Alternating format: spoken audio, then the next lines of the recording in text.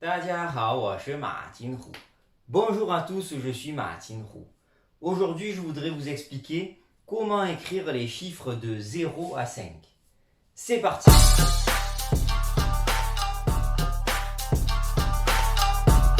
Alors aujourd'hui, au niveau des chiffres, je vous renvoie à ma vidéo sur l'oral et la gestuelle des chiffres. Là, aujourd'hui, on va se concentrer simplement sur l'écriture des caractères de 0 à 5 et dans ma prochaine vidéo, de 5 à 10. Et en même temps, on va voir la symbolique des chiffres. Alors on commence avec le caractère de 0 à 5 et même de 0 à 10, le plus difficile à écrire, qui fait assez peur. C'est celui-ci, c'est Liang. Liang. Je vous renvoie à ma vidéo pour la prononciation et vraiment la phonétique. Donc Liang, aujourd'hui, ce caractère s'écrit comme ça aussi. Vous allez me dire, c'est plus facile. Bien sûr, c'est le caractère universel qu'on appelle chiffre arabe. À partir de maintenant, je serai obligé de dire chiffre chinois ou chiffre arabe. Chiffre arabe, ce sont ces chiffres-là que l'on utilise tous au niveau international, même les Chinois. Quand ils font des mathématiques, tout ça, c'est mieux, c'est plus facile pour eux quand ils s'exportent à l'étranger et qu'ils vont faire des études et des recherches, de maîtriser les chiffres arabes. Même s'il y a polémique un peu sur le chiffre 0, les autres, on sait que ce sont les Arabes qui les ont inventés.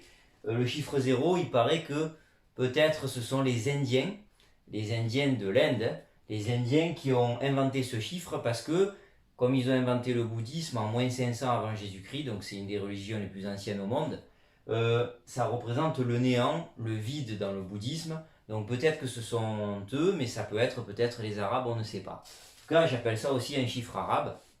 Alors aujourd'hui, c'est le seul chiffre dans le dictionnaire chinois qui est rond, qui se fait en un seul trait et que vous trouverez dans le dictionnaire. Il se prononce aussi Ling, les deux, donc il y a deux écritures. Bien sûr, mes élèves choisissent très souvent celui-ci, mais je leur dis, les Chinois aiment bien utiliser quand même celui-là, c'est le plus ancien. Parce que les Chinois, avant de découvrir bien sûr les chiffres arabes, ils ont dû emprunter ici, pas inventer, emprunter un caractère qui existait déjà, d'où mon histoire, vous allez voir, c'est pas très difficile à mémoriser si on connaît l'histoire de ce caractère qui fait effectivement un peu peur au départ. Alors, pour terminer, ce caractère, ce chiffre arabe, peut être mélangé avec d'autres chiffres chinois. On va le voir parce qu'on va voir le chiffre 2. Si vous voulez écrire 2021, 2 traits pour 2, celui-là de 0, vous pouvez mettre celui-là à la place, mais vous avez le droit de le mélanger avec 2 pour 2 traits et 1, ça fait 2021 pour l'année 2021. Si vous voulez mettre par contre le chiffre 1 ici pour un trait, c'est pas possible, on n'a pas le droit de mélanger ce chiffre arabe avec des chiffres chinois. Le seul mélangeable, c'est lui. Donc, pour revenir à l'histoire de ce caractère, en fait, il est composé de deux éléments, deux parties. Vous avez ici, pour ceux qui ont déjà vu mes vidéos, je vous renvoie sur ma vidéo sur Lung, avoir froid. Si vous vous rappelez bien, il y a cet élément dans avoir froid. Vous allez dire quel est le rapport. Le rapport, c'est la prononciation, puisque je viens de dire que dans le caractère avoir froid, qui se dit Lung, que je vous réécris ici rapidement, ben, il y a cet élément phonétique qui donne la prononciation Lung et Liang. Vous avez juste une lettre qui change. Donc c'est phonétique. Et ici, bon, bien sûr, il y a une autre clé qui change. Ça, c'est la clé de la glace pour avoir froid. Et pour Ling de 0, sachez que c'est un caractère qui a été utilisé il y a très longtemps. Aujourd'hui, on ne l'utilise plus trop pour cette signification. Ça veut dire une pluie sporadique ou des petites gouttes, 3 gouttes d'eau qui sont tombées. Donc pas grand-chose, c'est-à-dire très proche de 0. C'est pour cette raison que, comme ils voyaient qu'au niveau de la météo, tout ça, ils l'utilisaient plus trop, ils ont dit on va emprunter ce caractère et l'utiliser pour dire que c'est un chiffre très proche de 0, puisque quelques gouttes d'eau sont tombées seulement. Donc c'est pour cette raison qu'il y a la clé de la pluie. Voilà, ça, ce caractère veut dire la pluie. Attention au petit crochet ici. Qu'est-ce que c'est l'histoire? Vous avez ici, j'ai modernisé un peu l'histoire, soit un store intérieur pour les stores des volets électriques, soit vous imaginez une tringle à rideau, ou alors une climatisation. Alors, bien sûr, ça n'existait pas avant, j'ai modernisé un peu l'histoire. Ensuite, ça, j'ai gardé l'histoire originelle. C'est 2 vitres, 2 fenêtres, 1, 2, 3, 4 gouttes d'eau qui sont tombées, c'est-à-dire pas grand-chose qui sont tombées, 3 petites gouttes d'eau, donc ça veut dire un peu de la pluie fine. pluie fine et la prononciation de avoir froid lung, ça donne ling. Voilà le chiffre 0 d'où il vient.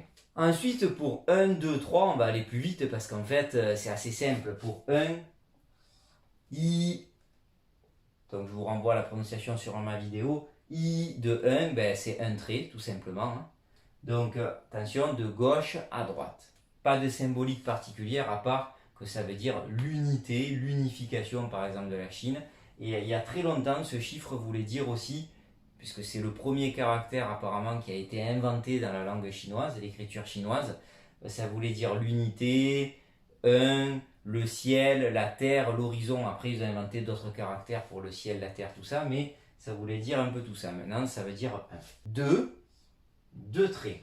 Alors, pas besoin de mesurer tout à fait, mais ne me faites pas le signe égal. Il faut que ce trait soit plus court que l'autre. Voilà. Mais pas besoin de mesurer.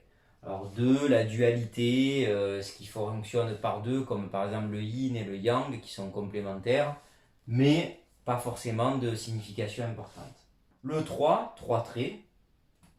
Alors là, ça va être moyen, court, long. Très moyen, très court, très long. Voilà, il ne faut pas qu'ils soient égaux. Donc ici, ça fait penser au trigramme, mais c'est un peu compliqué, c'est dans la philosophie chinoise. Donc le chiffre 3, pas forcément de signification super importante. Bon, sachez simplement que vous l'avez, comme ça se prononce san, vous l'avez dans la marque coréenne, très très connue de téléphones notamment, mais ils ne font pas que des téléphones, qui est la marque Samsung. Alors je prononce mal le coréen, hein, je sais que c'est du coréen, mais sachez que ça passe dans une petite soirée, vous dites alors Samsung, vous savez ce que ça veut dire la marque coréenne et non chinoise hein. Ben, comme les Chinois l'ont traduit San, Xing, ça veut dire 3, Xing étoile, 3 étoiles. Ça veut dire que la marque Samsung représente 3 étoiles, comme nous un 5 étoiles, ça veut dire haute qualité, qualité du produit. Et aussi, en même temps, 3 étoiles, sachez que Sanxing veut dire aussi, si vous allez dans un hôtel 3 étoiles en Chine, vous allez dans un hôtel Sanxing 3 étoiles. Voilà, ça vous permet de savoir le dire. On passe maintenant au chiffre 4, qui se fait comme ceci. En gros, vous faites 2 angles droits. Ça ressemble un peu à un emoji, un émoticône. Emoji vient du japonais, hein, c'est pour les émotions. Donc on dirait, on met 2 petits yeux, une bouche, ça ressemble à un émoticône, déjà, vous pouvez vous dire ça. Ensuite, qu'est-ce que j'ai fait? J'ai fait un carré. Normalement, un carré à 4 angles droits. Là, ils en ont fait que 2. Carré, 4 côtés, 4 angles droits, chiffre 4. Il se prononce S. S. Je vous renvoie à la vidéo sur la prononciation. Et S fait penser le chiffre 4 à S, troisième ton, qui veut dire mort. La mort, mourir en chinois. Donc, le chiffre 4, au niveau de la symbolique, n'est pas un chiffre très apprécié des Chinois. Ils essaient de l'éviter au maximum. Notamment par exemple dans les numéros d'appartement, des fois il n'y a pas le numéro 4, il y a l'étage numéro 4 au niveau de l'immeuble quand vous comptez de l'extérieur, mais en fait des fois il passe du 3 au 5, notamment dans la Chine du Nord, à Pékin, quand on part en voyage avec mes élèves, je leur fais remarquer que quand on va dans des hôtels, on va dans l'ascenseur, on cherche le bouton 4, il n'y a pas de bouton 4, ça passe du 3 au 5. Alors, ils sont très superstitieux dans le Nord, un peu moins dans le Sud, mais ils savent de toute façon que même s'il y a des appartements numéro 4, des chambres numéro 4, elles seront rarement donné dans les hôtels aux Asiatiques parce que les Coréens et les Japonais, pareil, n'apprécient pas trop. Ça fait penser à la mort. On va plutôt leur donner le chiffre 8, 9, 6. On va en reparler quand on va les étudier dans l'autre vidéo. Et le 4, donc ça veut dire la mort. Donc même dans les numéros de téléphone, les numéros de plaque, alors si par hasard, bien sûr, ils n'ont pas le choix, ils ont un chiffre 4, ils vont essayer de compenser, d'équilibrer avec un 8, un 9, un 6, un chiffre qui va donner du bonheur et qui va donner de la chance, qui va contrer la malchance et la mort du 4. Voilà, le 4, essayez de l'éviter, notamment avec des clients asiatiques pour leur donner des chambres. Alors 44, 444, imaginez bien que c'est le pire du pire. Donc 4 n'est pas un bon chiffre. Enfin, pour terminer avec le chiffre 5, voilà, il se fait comme ceci. il se prononce ou. Là, je vous l'écris parce qu'il y a une histoire par rapport à 5, ou, troisième ton. Alors déjà, pour mémoriser le caractère, il y a plusieurs techniques. Soit vous vous dites, je vois qu'à l'intérieur du caractère 5, il y a le chiffre arabe 5. Et là, vous vous dites, bon, pour le mémoriser, c'est plus facile. Sinon, sachez qu'il ressemble quand même à un caractère que beaucoup d'élèves apprennent quand ils apprennent le chinois assez rapidement. Vous voyez qu'il n'y a que l'angle droit qui manque. Ben, c'est le caractère Wang, qui veut dire le roi. Avant, ça voulait dire l'empereur, mais ici, c'est le roi. Donc, c'est un nom de famille très répandu aussi, Wang, monsieur ou madame Wang. Wang, ou, phonétiquement, c'est très proche. Donc, en fait, vous dites, j'écris le caractère Wang du roi, ça donne le début de la prononciation de 5, c'est pour ça que c'est très proche au niveau prononciation, et vous rajoutez un angle droit ici. Il ne se fait pas dans cet ordre-là, mais ça vous permet de vous rappeler du caractère Wu qui veut dire 5. Pour terminer avec 5, au niveau de la symbolique, ce n'est pas une symbolique énorme, mais sachez que les Chinois qui sont très attachés au confucianisme, c'est-à-dire, alors il y en a qui disent que c'est une religion, c'est plutôt une philosophie de vie, une philosophie sociale. Il y a les 5 règles de respect dans le confucianisme.